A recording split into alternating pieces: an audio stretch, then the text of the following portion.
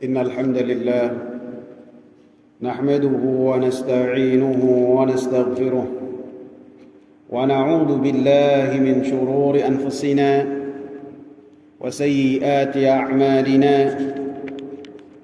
من يهده الله فلا مضل له ومن يضلل فلا هادي له أشهد أن لا إله إلا الله وأشهد أن محمدا عبده ورسوله اللهم صل وسلم وبارك على نبينا محمد وعلى آله وصحبه ومن اتبع بهداه إلى يوم القيامة وبعد. Hadirin jamaah sekalian yang saya muliakan, kita masih di bab taubah. Wa an Abi Sa'id Sa'ad ibn Malik ibn Sinan al-Khudri radhiyallahu anhu anna Nabi Allah sallallahu alaihi wasallam qala, dan dari Abi Sa'id Sa'ad bin Malik bin Sinan al-Khudri, semoga Allah subhanahu wa ta'ala meridainya, bahwasanya Nabiullah sallallahu alaihi wasallam berkata, kana fi man kana qablakum rajulun qatala 99 nafsa, bahwasanya ada seseorang dari umat sebelum kalian yang telah membunuh 99 jiwa. Fasa'ala an ahli ilmi, maka dia bertanya tentang orang yang paling alim di muka bumi. Fadulla ala rahibin fa'atah, maka dia ditunjukkan kepada seorang rahib. Fa'atah, maka dia mendatangi rahib tersebut. Faqal, maka si pembunuh ini berkata, innahu qatala 99 nafsa, sesungguhnya dirinya telah melakukan perbuatan dosa berupa membunuh 99 nyawa. Fahal lahu min taubah, apakah bagi dirinya ada kesempatan untuk bertaubat? Faqala la, maka dia mengatakan tidak. Ini rahib yang nekat ya. Udah tahu menghadapi pembunuh berdarah dingin, dia jawabnya apa? Iya, tidak. Jadi apa balasannya? Faqatalahu, langsung membunuh si rahib tersebut. Fakammala bihi mi'atan, maka bilangannya pun jadi lempeng sempurna menjadi 100. Orang udah biasa bunuh, sikat. Thumma sa'ala an a'lami ahli al-ardi, kemudian dia bertanya lagi tentang orang yang paling alim di muka bumi. Fadulla ala rajulin alim, maka ditunjukkanlah kepada seorang yang alim dan diceritakan kepadanya dengan kisah yang sama. Faqal innahu qatala 100 nafsin fahal lahu min taubah, dia menjelaskan tentang keadaan dirinya, bahwasanya dia telah membunuh 100 nyawa, apakah baginya ada kesempatan untuk bertaubat? Faqala, maka orang alim ini mengatakan, na'am, ya ada. Wa man yahulu bainahu wa bainat taubah, siapa yang menghalangi antara dia dengan taubat? Intaliq ila ardi kadza wa kadza, pergilah ke negeri ini dan itu. Fa inna biha unasan ya'buduna Allah Ta'ala, karena di dalam negeri tersebut ada orang-orang yang mereka beribadah kepada Allah Subhanahu wa Ta'ala. Fa'budillaha ma'ahum, maka engkau beribadahlah kepada Allah Subhanahu wa ta'ala bersama dengan orang-orang yang beribadah kepada Allah Subhanahu wa ta'ala. Wala tarji' ila ardika fa innaha ardusu. Jangan kau kembali ke daerahmu, karena daerahmu adalah daerah yang jelek, lingkungan yang jelek. Fantalaqa hatta idza nasafa at-tariqa atahu al-maut. Maka berlalulah si pembunuh ini melaksanakan perintah dari orang alim sampai dia ke pertengahan jalan dari tempat yang dia tuju, daerah yang dia tuju. Atahul mautu, datang kepadanya kematian. Fakhtasamat fihi malaikatur rahmati wa malaikatul azab. Maka berselisihlah malaikat rahmat dan malaikat azab. Antum bayangkan kalau permasalahan-permasalahan yang ada di dunia, hatta malaikat gubrek, ikhwan. Ribut. Malaikat yang ya'budunallaha, yang senantiasa beribadah kepada Allah, yang senantiasa tunduk patuh kepada Allah, ketika diturunkan di bumi, yang namanya bumi dunia, pasti ada perselisihan, pasti. Mau siapa sama siapa ada perbedaan. Hatta malaikat, dua malaikat begitu diturunkan di muka bumi, maka berselisih di antara dua malaikat tersebut. Faqala malaikatur rahmah, maka berkata malaikat rahmat, ja'a taiban muqbilan biqalbihi ila Allah Ta'ala. Orang ini telah taubat dan dia telah berusaha, dia telah menghadap kepada Allah Subhanahu wa ta'ala dengan hatinya, maka dia layak untuk mendapatkan rahmat Allah Subhanahu wa ta'ala. Wa qalat malaikatul azab, maka berkata malaikat-malaikat yang menyiksa, innahu lam ya'mal khairan qattu, orang ini belumlah beramal kebaikan sekalipun. Fa'atahum malakun fi surati adami, maka datanglah sosok malaikat yang lain dengan rupa anak manusia. Faja'aluhu bainahum ay hakaman, maka malaikat-malaikat tersebut menjadikan anak manusia yang pada hakikatnya seorang malaikat, satu sosok malaikat, menjadi pemutus perkara di antara mereka. Faqal, maka malaikat yang berupa sosok manusia ini mengatakan, kisu ma bainal ardain fa ila ayyatihi ma kana adna fa huwa lah.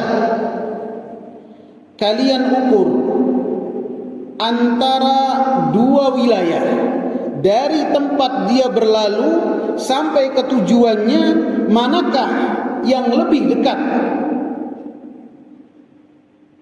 Apabila ada yang lebih dekat, maka baginya keadaan orang-orang tersebut. Artinya apabila masih jauh dari tempat yang dia tuju orang-orang saleh, maka dia tidaklah mendapatkan rahmat.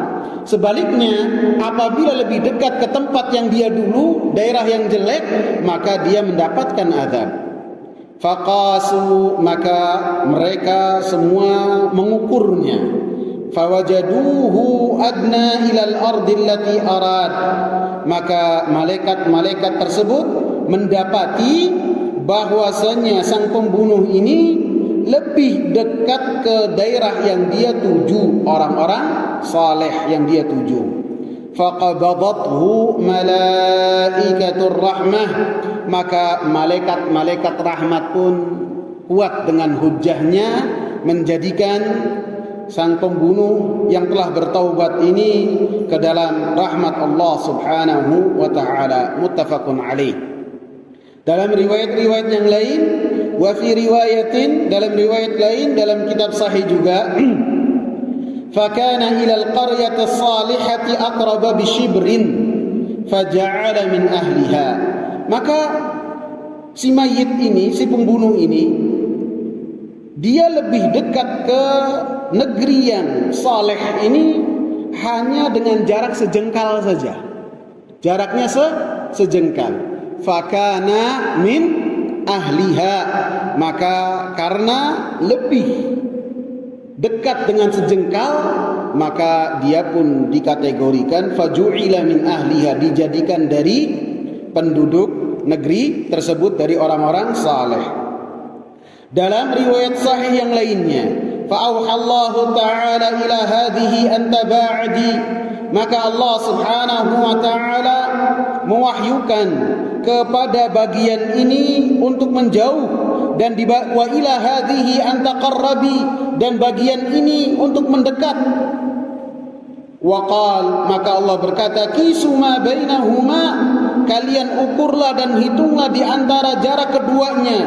Fawajaduhu ila hadhihi aqraba bishibrin faghufira lahu, maka malaikat-malaikat tersebut mendapati sang pembunuh yang bertaubat ini lebih dekat ke wilayah yang saleh, ke daerah yang saleh, hanya 1 jengkal saja setelah Allah katakan mendekatlah yang ini, menjauhlah yang ini. Faghufira lahu, maka Allah subhanahu wa ta'ala mengampuninya. Si pembunuh ini diampuni oleh Allah subhanahu wa ta'ala dengan perbedaan hanya satu jengkal. Ini menunjukkan rahmat Allah yang luar biasa, dan masih berkesinambungan, berkelanjutan. Allah subhanahu wa ta'ala sangat suka dengan taubat hamba-hambanya, sehingga dimudahkan oleh Allah.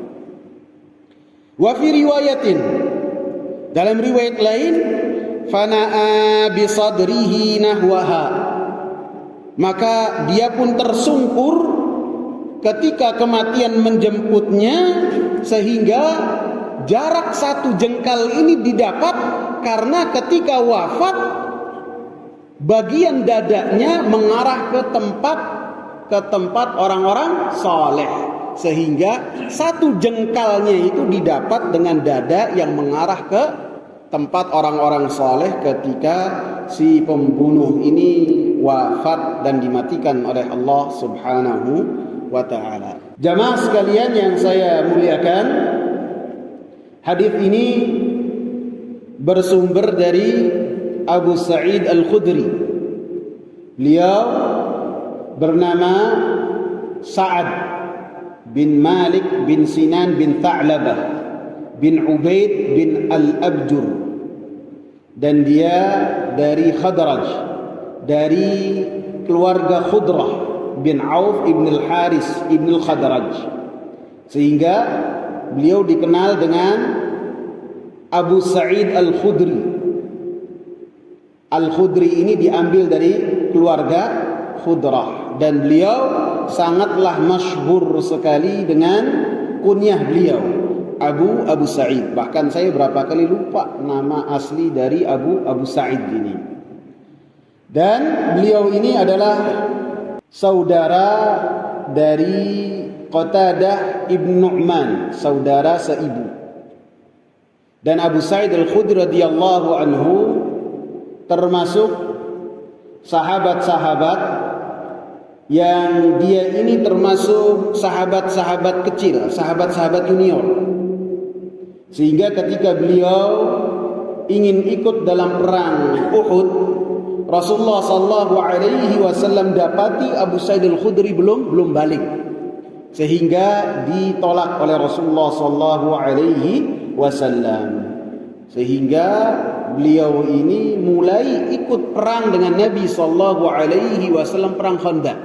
Beliau sudah balik, melewati usia 15. Dan setelah dari perang Khandaq, maka semua peperangan Rasulullah sallallahu alaihi wasallam beliau ikut dengan Rasulullah sallallahu alaihi wasallam sebanyak 12 peperangan. Beliau ikut semua setelah perang Khandaq. Dan beliau ini termasuk ulamanya para sahabat, termasuk mufti di kota Madinah. Dan riwayat beliau yang sampai kepada kita dari Nabi sallallahu alaihi wasallam 1170 hadis, termasuk sahabat yang banyak ini hadis-hadisnya. Kenapa hadis-hadisnya lebih banyak daripada pembesar-pembesar sahabat yang lain seperti Abu Bakar, Umar, Utsman. Adapun Abu Sa'id Al-Khudri ini hadisnya banyak, atau junior sahabat-sahabat kecil yang tadinya kecil pada zamannya Nabi sallallahu alaihi wasallam, bahkan ketika Rasulullah sallallahu alaihi wasallam wafat, mereka mulai beranjak dewasa. Ada yang usianya 20, ada yang usianya 15, ada yang usianya 14. Mereka lah yang menjadi lumbung hadis dari para tabi'in. Adapun seperti Umar, seperti Abu Bakar, seperti Abdurrahman bin Auf, walaupun mereka itu adalah sahabat-sahabat yang senantiasa melazimkan dirinya dengan Nabi sallallahu alaihi wasallam, akan tetapi riwayat hadisnya sangatlah sedikit sekali. Dikarenakan sahabat-sahabat junior ini mereka usianya panjang. Beliau wafat pada tahun berapa? 74 Hijriah. Dan beliau dimakamkan di pemakaman Baqi. Artinya para tabi'in mereka ketika bertanya kepada sahabat-sahabat junior ini, mereka bertemu dengan sahabat-sahabat junior, kemudian bertanya tentang hadis-hadis Rasulullah sallallahu alaihi wasallam. Sehingga seperti Abdullah bin Abbas, seperti Abdullah bin Umar, siapa lagi? Jabir bin Abdullah, sahabat-sahabat yang tadinya kecil di zaman Nabi sallallahu alaihi wasallam usianya, ketika masuk tahun 50, 60, maka para tabi'in berguru kepada para sahabat-sahabat junior tersebut. Dan kenapa sahabat-sahabat senior tidak meriwayatkan hadis dengan bilangan yang banyak? Karena pada zaman sahabat-sahabat senior masih hidup, manusia sangatlah sedikit sekali yang membutuhkan hadis-hadis dari Nabi sallallahu alaihi wasallam.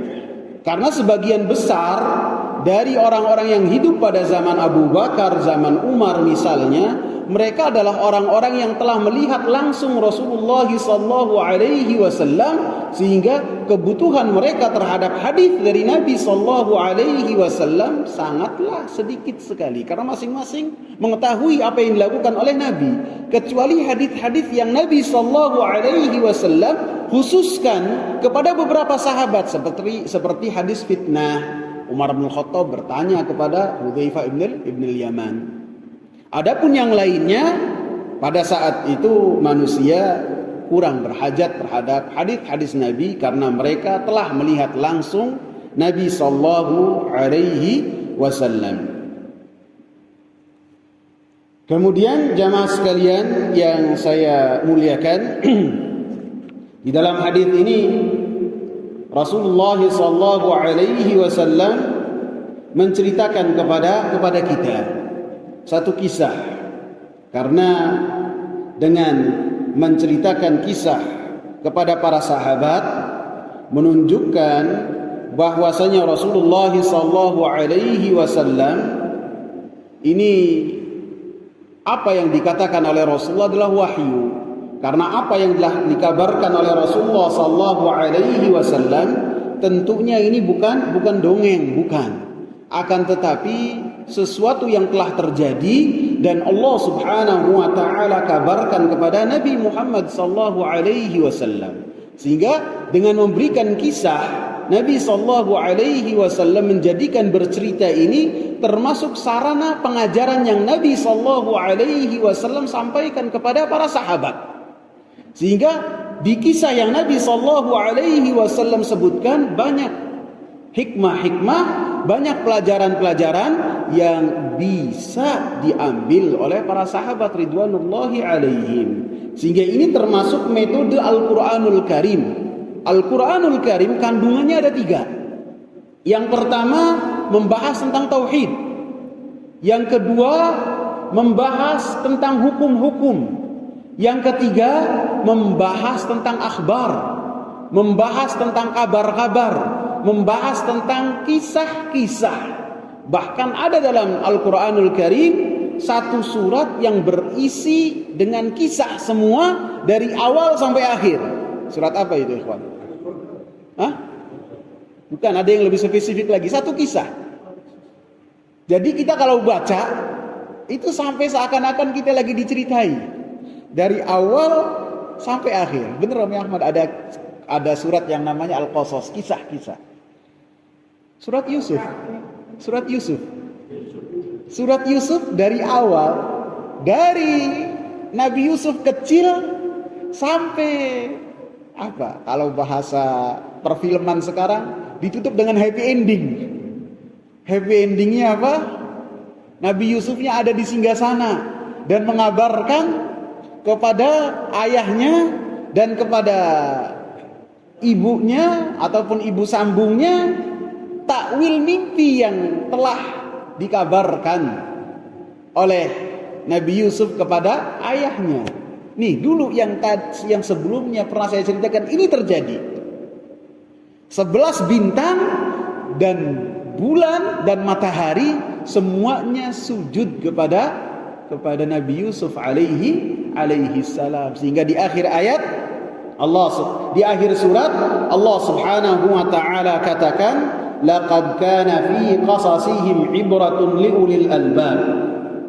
Sungguh dalam kisah-kisah mereka itu ada pelajaran-pelajaran yang besar. Bagi siapa? Bagi orang-orang yang mau berakal. Maka haditsan yuftara, kata Allah, ini tidaklah dongeng yang dibikin-bikin, bukan. Emang kejadian seperti itu. Walakin tasdiqal ladzi baina yadayhi wa tafsila kulli syai'in wa hudaw wa rahmatul liqaumin yu'minun.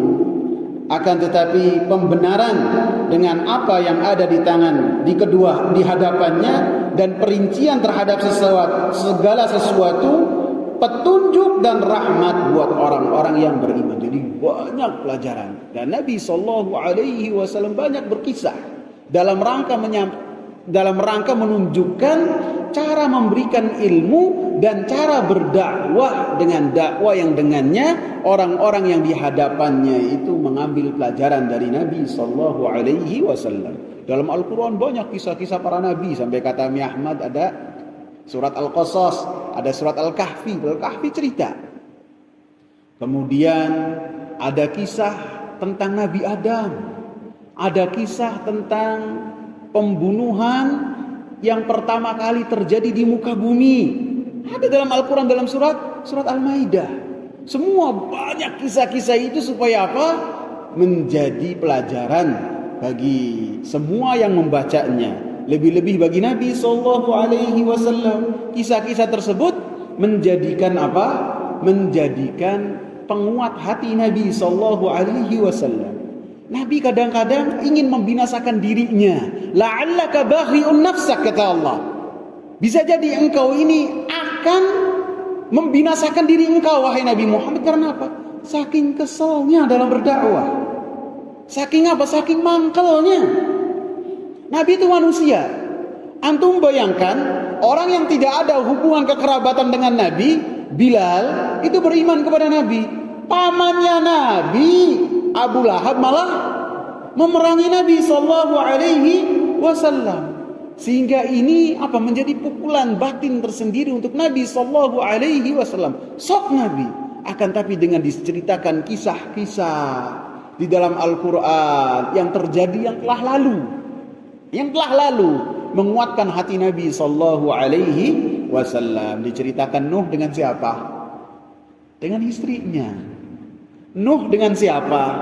Dengan anaknya. Anaknya dibujuk supaya naik ke kapal, tidak mau. Ini menjadi penghibur buat Nabi. Saya baru paman, 2 pamannya. Sedangkan Nabi Nuh alaihi salam siapa? Anaknya, istrinya. Kemudian kisah Nabi Ibrahim alaihi salam dengan ayahnya. Bagaimana dialog yang luar biasa yang berkaitan dengan dakwahnya Nabi Ibrahim alaihi salam, menunjukkan hiburan untuk Nabi sallallahu alaihi wasallam, sehingga Allah katakan linutsabbita bihi fuadak. Dengan kisah-kisah tersebut Allah Subhanahu wa ta'ala mengokohkan hati engkau, wahai Nabi Muhammad. Engkau masih paman, engkau masih adik ayahmu. Nabi Ibrahim menghadapi siapa? Ayahnya langsung. Sehingga perdebatan, diskusi antara ayah yang berkata dengan perkataan kasar kepada Nabi Ibrahim dan Nabi Ibrahim alaihi salam menyanggah ayahnya dengan penuh kasih sayang diabadikan oleh Allah Subhanahu wa ta'ala, termasuk dalam surat Maryam ada. Bagaimana sang anak Nabi Ibrahim memanggilnya apa? Ya abati, ya abati, wahai ayahku, wahai ayahku. Adapun ayahnya memanggil dengan panggilan yang tidak tidak menunjukkan kasih sayang sedikit pun. Sehingga itu semua pelajaran untuk Nabi Muhammad sallallahu alaihi wasallam. Rasulullah sallallahu alaihi wasallam mengisahkan kepada kita, kana fi man kana qablakum rajulun qatala 99 nafsa, bahwasanya ada seseorang ataupun lelaki sebelum kalian yang telah membunuh 99 nyawa. Disebutkan dalam Sahih Bukhari bahwasanya lafadznya itu kana fi man kana qablakum rajulun min Bani Israil, bahwasanya dulu pada zaman Bani Israel ada orang yang telah membunuh 99 nyawa. Fasa'ala an a'lami ahli al-ard, maka orang ini telah mendapatkan taufik dari Allah Subhanahu wa ta'ala untuk ada di hatinya ganjalan. Jadi terkadang orang-orang yang melakukan perbuatan dosa, walaupun dia itu menggeluti dosanya, mereka tidak nyaman dengan dosa yang telah dia lakukan. Ada ganjelan-ganjelan dan ada perang batin di hatinya, sehingga hal ini mendorong dia untuk bertaubat kepada Allah Subhanahu wa ta'ala. Lebih-lebih yang berkaitan dengan pembunuhan. Pembunuhan ini dosa yang luar biasa, yang dikatakan bahwasanya tidaklah seseorang melakukan dosa yang paling besar setelah melakukan kesyirikan kepada Allah Subhanahu wa ta'ala kecuali itu adalah melakukan pembunuhan. Dalam banyak ayat Allah Subhanahu wa ta'ala sebutkan, dalam surat An-Nisa Allah Subhanahu wa ta'ala katakan, wa man yaqtul mu'minan muta'ammidan fajaza'uhu jahannamu khalidan fiha wa ghadiballahu alaihi wa la'anahu wa a'adda lahu 'adzaban 'azima. Siapa yang membunuh seorang mukmin secara sengaja, maka balasannya apa? Jahannam, neraka jahannam, khalidan fiha, selama-lamanya. Ini balasan yang pertama. Wa ghadiballahu alaihi, Allah murka kepadanya. Wa la'anahu, Allah Subhanahu wa ta'ala melaknatnya. Wa a'adda lahu 'adzaban 'azima, maka Allah Subhanahu wa ta'ala persiapkan azab yang pedih. 4 macam ancaman. Kalau ancamannya satu saja sudah mengerikan. Ini Allah Subhanahu wa ta'ala kumpulkan 4 macam ancaman untuk pembunuhan secara sengaja. Secara sengaja. Jadi ini apabila dilakukannya dengan satu nyawa. Satu nyawa saja ancamannya sudah demikian. Ini berapa ya, ikhwah? 100, sebelumnya 90, 100. Ini berarti dosa yang luar biasa besar. Dan dosa yang Allah Subhanahu wa ta'ala iringkan dengan kesyirikan kepada Allah Subhanahu wa ta'ala, di antaranya adalah membunuh nyawa yang tidak diizinkan oleh Allah Subhanahu wa ta'ala. Dalam surat Al-Furqan ayat 69, walladzina la yad'una ma'allahi ilahan akhara wa la yaqtuluna an-nafsa allati harramallahu illa bil haqqi wa la yaznun wa man yaf'al dzalika yalqa athama. Siapa dan mereka yang tidaklah berdoa bersama dengan Allah Subhanahu wa taala terhadap sesembahan yang lain, wala yaqtuluna an-nafsa allati harramallahu illa bil haqq, dan mereka tidaklah membunuh nyawa yang Allah Subhanahu wa taala haramkan kecuali dengan kebenaran. Dengan kebenaran yang diizinkan oleh Allah. Seperti apa? Membunuh nyawa, maka dikisos dengan dibunuh lagi. Yang kedua, apabila dia melakukan perzinaan dan dia itu dalam keadaan muhsan, sudah menikah, maka dihukum dengan cara dibunuh, dirajam. Yang ketiga, apabila murtad, maka ini hukumannya adalah dengan qatl. Adapun selainnya maka itu diharamkan oleh Allah Subhanahu wa taala. Sehingga ini menunjukkan bahwasanya membunuh nyawa ini adalah suatu hal yang besar. La zawalud dunya indallahi ahwanu min qatli rajulin muslim. Hilangnya dunia, binasanya dunia, hancurnya dunia di sisi Allah Subhanahu wa taala lebih ringan daripada apa? Daripada dibunuhnya satu nyawa. Jadi ini menunjukkan dosa yang luar biasa, tidak boleh diremehkan. Fasa'ala an a'lami ahli al-ard. Allah Subhanahu wa taala memberikan kepadanya taufik untuk mencari orang yang paling alim di daerahnya. Sehingga ini menunjukkan bahwasanya si pembunuh berdarah dingin ini mendapatkan taufik dari Allah Subhanahu wa taala, sehingga ketika ingin bertaubat dia diberikan taufik oleh Allah untuk mencari orang yang alim. Karena ketika kita ingin bertanya yang berkaitan dengan akidah agama kita diperintahkan oleh Allah Subhanahu wa taala untuk bertanya kepada ahli ilmu. Fas'alu ahla dzikri in kuntum la ta'lamun, kata Allah. Kalian bertanyalah kepada ahli ilmu apabila kalian tidak mengetahui. Ahla dzikr, kalian bertanyalah kepada ahli zikir apabila kalian tidak mengetahui. Ahli zikri, ahli ilmu yang dimaksud dalam ayat ini yaitu yang terkumpul di dalamnya ada dua ketentuan. Yang pertama, memiliki ilmu berupa Al-Quran, berupa As-Sunnah sesuai dengan pemahaman sahabat. Yang kedua, dia memiliki kesalehan dan ketakwaan. Artinya ilmunya haruslah diamalkan. Bertanya kepada ahli ilmu saja tanpa dia tidak memiliki kesalehan, tanpa dia memiliki kesalehan, tanpa dia memiliki ketakwaan, maka ini adalah ulama su, ahli ilmu yang jelek. Begitu juga ketika kita melihat ada orang yang memiliki kesalehan, memiliki ketakwaan tanpa ilmu, maka kita pun tidak boleh bertanya kepada dia. Karena apa? Dia bukan ahli dzikri yang Allah Subhanahu wa taala perintah.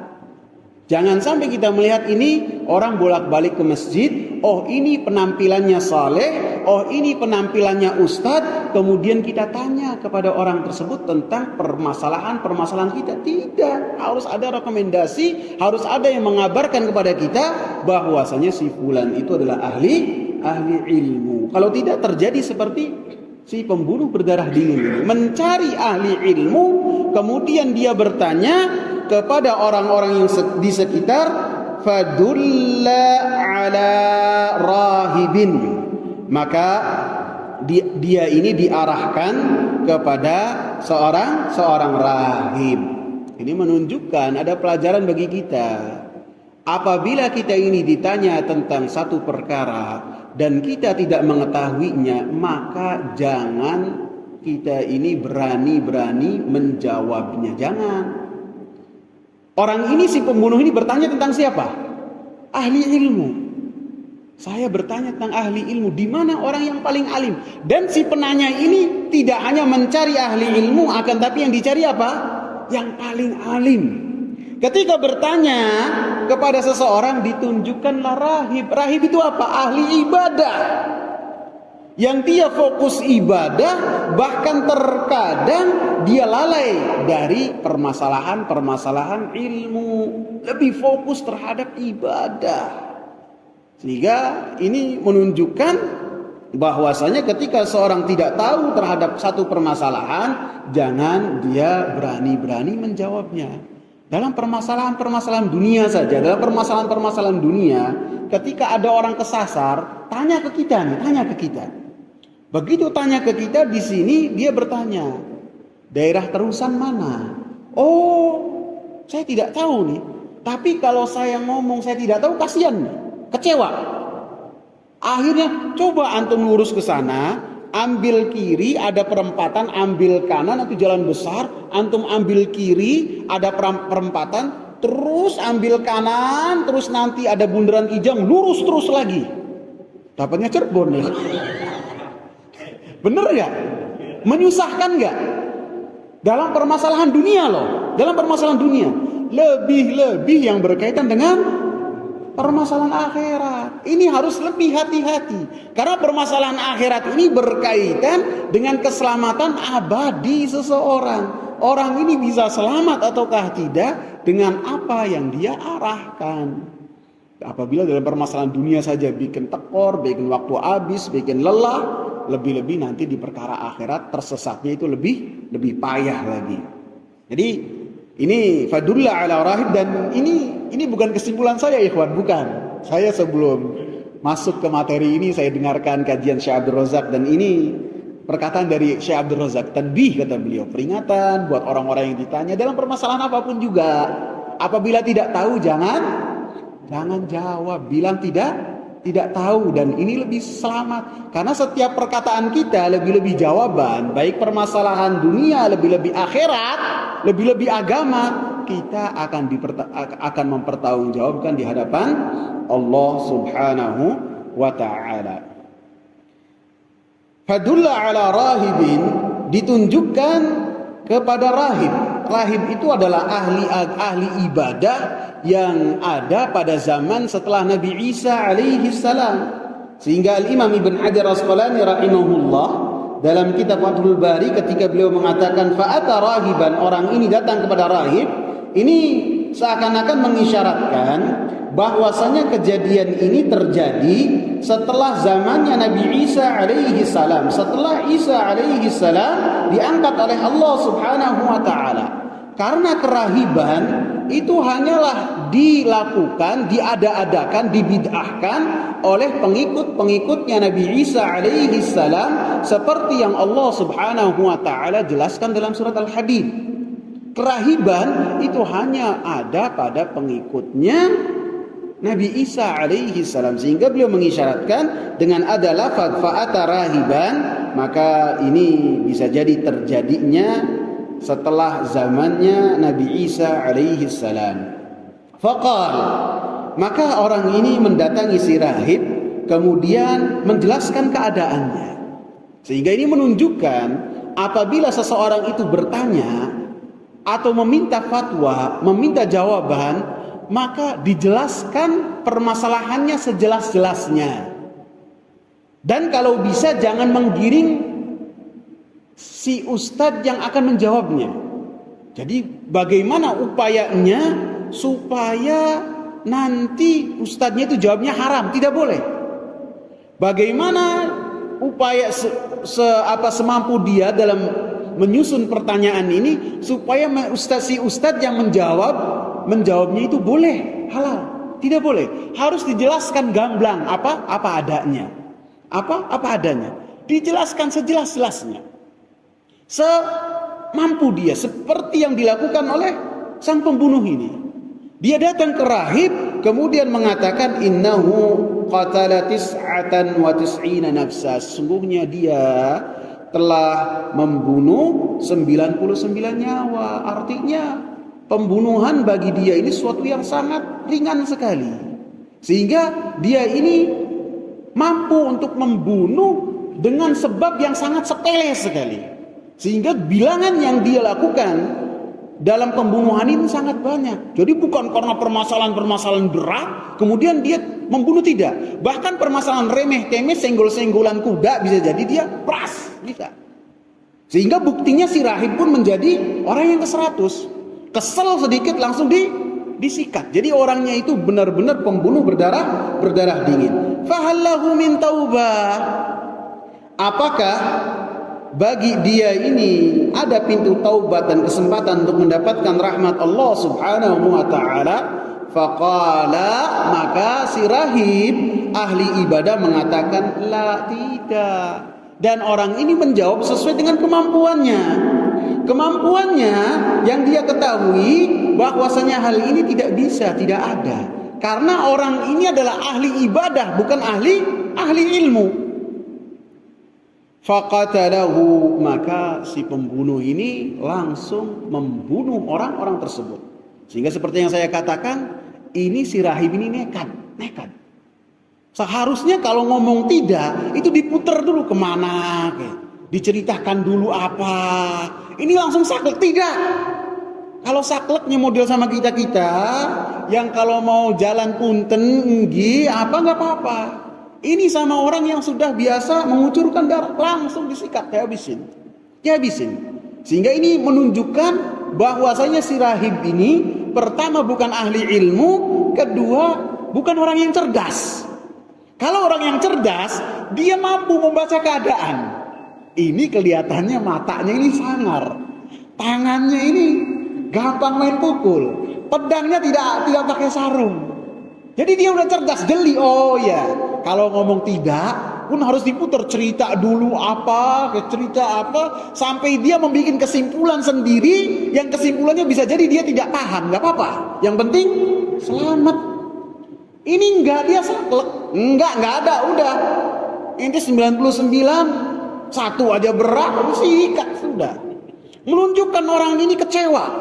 Sang pembunuh berdarah dingin ini kecewa karena dia berharap untuk mendapatkan rahmat dari Allah Subhanahu wa taala, bertaubat kepada Allah Subhanahu wa taala, akan tetapi harapannya dihilangkan oleh si rahib yang tidak mengetahui dasar hukum, sehingga dia pun kecewa dan menghabisi si rahib tersebut. Summa sa'ala an a'lami ahlil ardi. Kemudian, dan dikatakan oleh siapa, Syekh Abdul Razak hafizahullah, beliau mengatakan wa hadzal rahib mutajarriun fil jawab, seperti yang saya jelaskan. Si rahib ini benar-benar nekat dalam memberikan jawaban. Wa hadzal sa'il mutajarriun aidha fil qatl, sebagaimana si penanya ini benar-benar nekat untuk melakukan pembunuhan berikutnya. Thumma sa'ala an a'lami ahlil ard. Kemudian dia pun mulai bertanya lagi, siapa orang yang paling alim di daerahnya? Siapa? Ini menunjukkan seperti yang saya sebutkan, orang-orang yang melakukan perbuatan-perbuatan dosa, bahkan dosa-dosa besar, yang mereka itu sadar bahwasanya dirinya melakukan dosa-dosa besar, maka bisa jadi dalam hatinya ada pergolakan batin, dan dalam hati kecilnya berupaya untuk kembali ke jalannya yang lurus, seperti yang terjadi terhadap sang pembunuh yang telah membunuh 100 nyawa. Fadulla ala rajulin alim, maka ditunjukkan kepadanya seseorang yang alim. Faqal innahu qatala mi'ata nafsin fahal lahu min taubah. Dia menjelaskan tentang hakikat dirinya. Nih, saya ini telah membunuh 100 nyawa. Apakah saya ini ada kesempatan untuk bertaubat kepada Allah Subhanahu wa taala? Maka kata orang alim ini, "Na'am, wa man yahulu bainahu wa bainat taubah?" Siapa yang menghalang? Ya, pasti ada. Pintu taubat itu pasti ada, dan kesempatan taubat itu pasti ada. Dan siapa yang menghalangi antara pelaku dosa dengan taubat kepada Allah Subhanahu wa taala. Orang yang melakukan kekufuran, kesyirikan, kemunafikan, Allah Subhanahu wa taala tawarkan bagi mereka untuk bertaubat kepada Allah Subhanahu wa taala, dan Allah Subhanahu wa taala masih seru mereka sebagai hamba-hambaku, qul ya ibadiyalladzina asrafu ala anfusihim la taqnatu min rahmatillah innallaha yaghfirudz dzunuba jami'a. Katakanlah wahai Nabi Muhammad, wahai hamba-hambaku, Allah panggil hamba-hambaku, alladzina asrafu ala anfusihim, bagi mereka-mereka yang telah melampaui batas terhadap diri-diri mereka, apapun dosanya, kesyirikan, kemunafikan, bahkan murtad pun, ketika kembali kepada Allah Subhanahu wa taala dengan bertaubat, taubatnya diterima oleh Allah Subhanahu wa taala. Lebih-lebih lagi yang berkaitan dengan pembunuhan, walaupun dosanya ini bukan dosa yang ringan, akan tapi di bawah dari kesyirikan kepada Allah, di bawah dari kemunafikan, dan di bawah dari kekufuran kepada Allah Subhanahu wa taala. Maka orang alim ini dengan ilmu yang dia miliki, tentu pintu taubat masih terbuka dengan sangat lebar, dan siapa yang menghalangi engkau dengan pintu taubat? Jadi menumbuhkan harapan dia kepada Allah Subhanahu wa taala lebih besar lagi dari sebelumnya. Bisa jadi pada saat dia bertanya kepada ahli ilmu, harapannya sangat redup, sehingga ketika mendapatkan jawaban seperti ini, menyala-nyala harapan dia kepada Allah Subhanahu wa taala supaya diampuni dosa-dosanya oleh Allah Subhanahu wa taala. Menunjukkan ikhwan bahwasanya ahli ilmu itu lebih utama daripada ahli ibadah, lebih utama. Fadlul alimi 'ala al-'abidi ka fadlil qamari 'ala sairil kawakib, kata Rasulullah. Keutamaan seorang ahli ilmu apabila dibandingkan dengan ahli ibadah, bagaikan bulan purnama dibandingkan dengan bintang-bintang yang lain. Bulan purnama tanggal 13, 14 antum lihat apalagi apabila pada saat itu PLN-nya mati, lampunya mati. Lebih terang lagi lihat ke atas. Begitu lihat ke atas antum cuma bisa lihat bulan purnama. Bintang-bintangnya kemana? Kalah sinarnya. Maka demikian kata Rasulullah.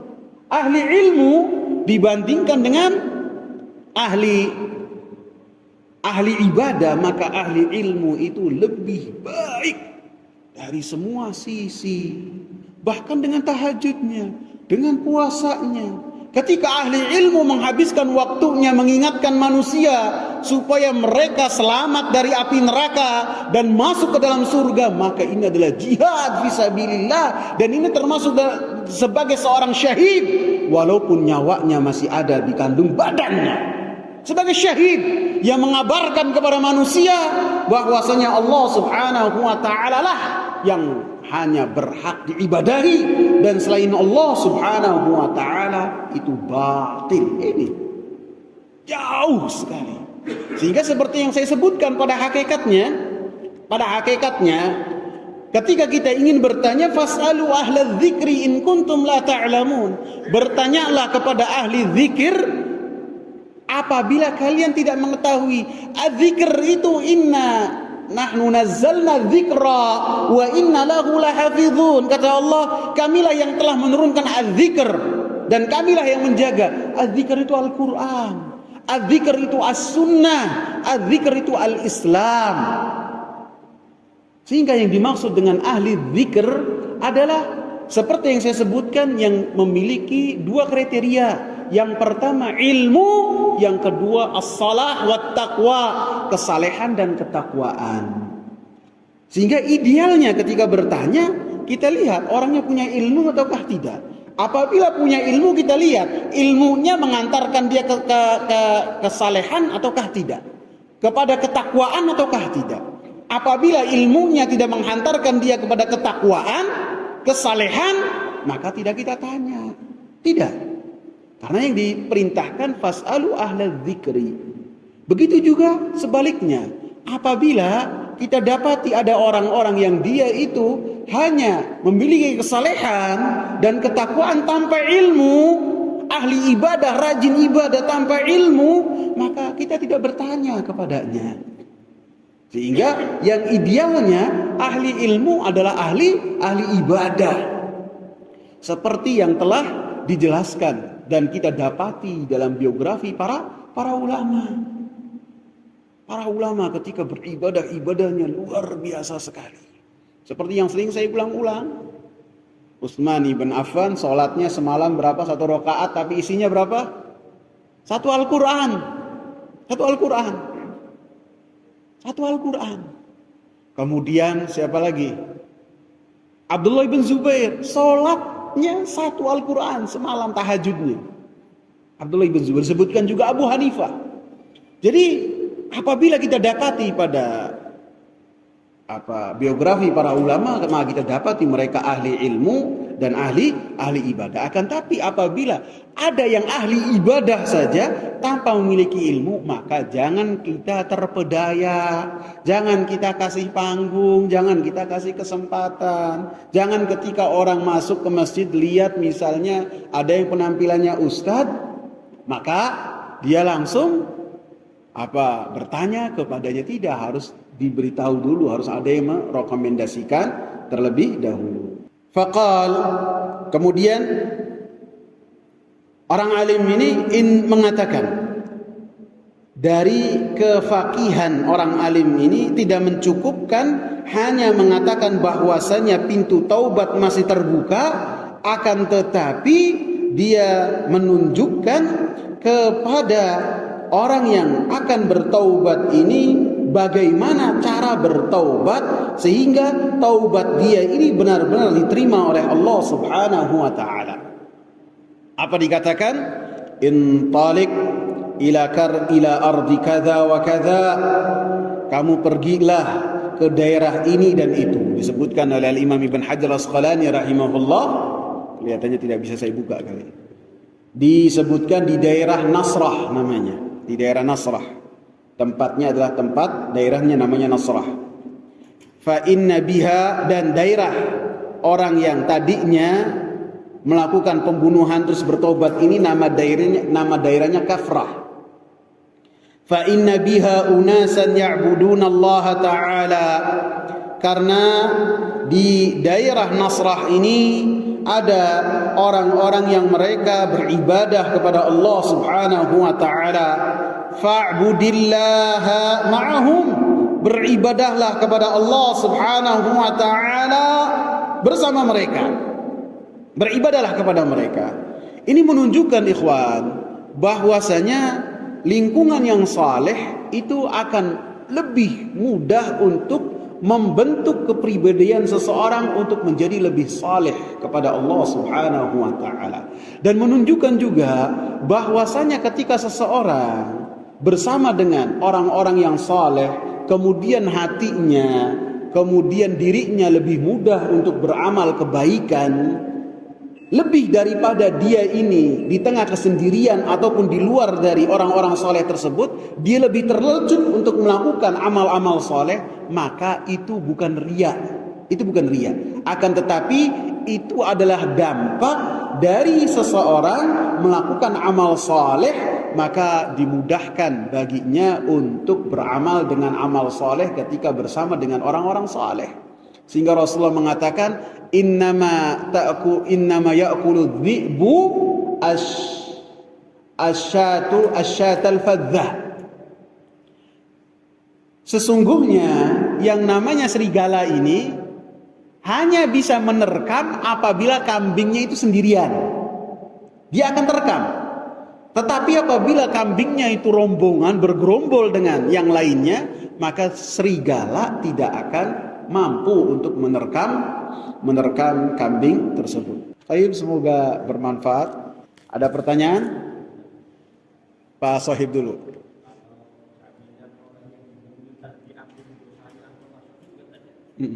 Apa? Pada dasarnya nanti ke situ, tapi nanti insya Allah akan kita jelaskan dengan khilaf di antara para ulama. Akan saya jelaskan juga, ada di dalam Umdatut Tafsir dijelaskan. tentang khilaf dari para ulama yang berkaitan dengan pelaku pembunuhan. Akan tapi para ulama mengatakan bahwasanya termasuk menunjukkan bahwasanya pembunuh itu diampuni dosa-dosanya oleh Allah Subhanahu wa taala, dalilnya adalah hadis yang kita bahas. Gitu. Nanti insyaallah akan kita lanjutkan. Nah, silakan. Ya.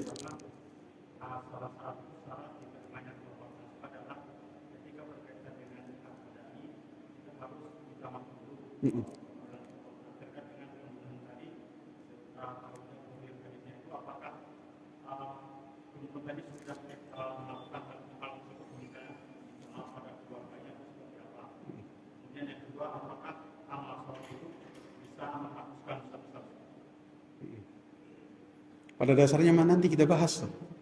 Nanti kita bahas. Ya, jawaban sedikit ya. Glad kali. Jawaban sedikitnya mungkin apa tadi jawaban pertanyaan antum. Jadi akan ada tuntutan dari keluarga, dari orang-orang yang kehilangan, bahkan tuntutan dari yang dibunuh pun akan dia bergelantungan dengan orang yang membunuhnya, dan dia berkata kepada Allah, "Ya Allah, fas'al hadza lima qatalani wa fima qatalani." Ya Allah, tanya orang ini, kenapa dia membunuh saya? Dan atas dasar apa dia menghabisi saya? Jadi semua yang telah melakukan pembunuhan, maka dia pun akan mendapatkan hal-hal tersebut.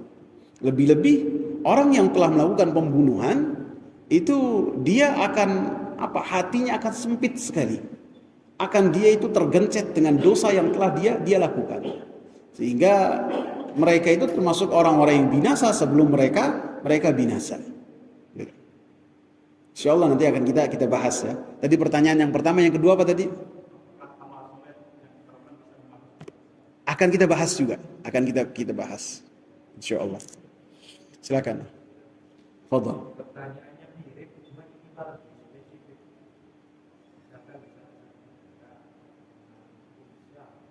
Menganut apa? Iya.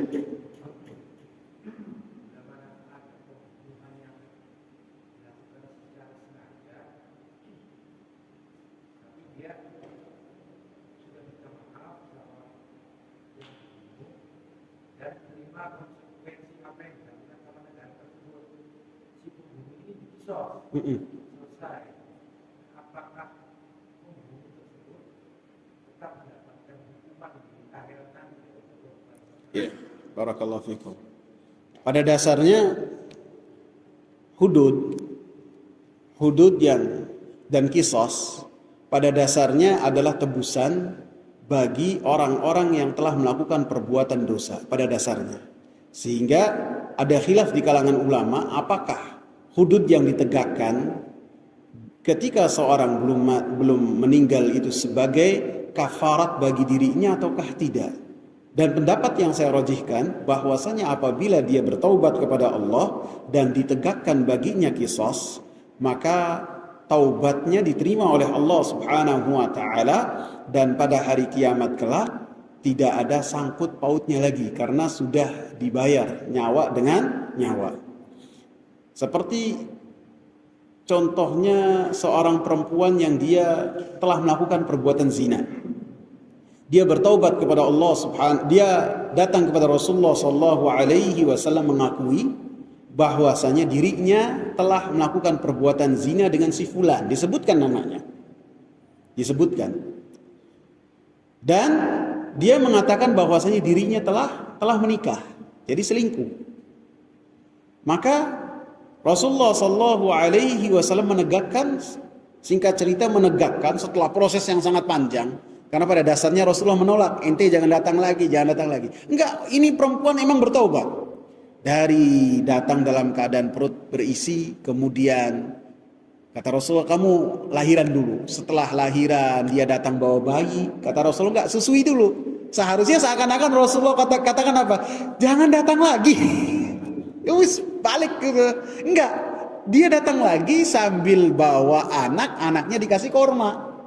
Anaknya lagi ngunyah korma, artinya apabila dia dirajam, anaknya bisa hidup, sudah tidak butuh susu lagi, dirajam oleh Rasulullah sallallahu alaihi wasallam. Dan sebagian orang ketika setelah merajam perempuan ini mereka mencelaknya. Kata Rasulullah sallallahu alaihi wasallam, jangan kau celak. Fa innaha qad tabat taubatan law wuzzi'at ala ahli al-Madinah lawasi'atuhum. Perempuan ini telah bertobat kepada Allah Subhanahu wa taala dengan taubat yang luar biasa, sehingga apabila dibagi kepada penduduk kota Madinah yang mana mereka para sahabat, mencukupi semua mereka. Jadi termasuk dari pendapat ulama bahwasanya hudud yang ditegakkan itu akan menjadi kafarat terhadap dosa-dosa yang telah mereka lakukan. Cukup ya. Semoga bermanfaat. Subhanakallahumma bihamdika asyhadu an la ilaha illa anta astaghfiruka wa atubu ilaik. Assalamu alaikum warahmatullahi wabarakatuh.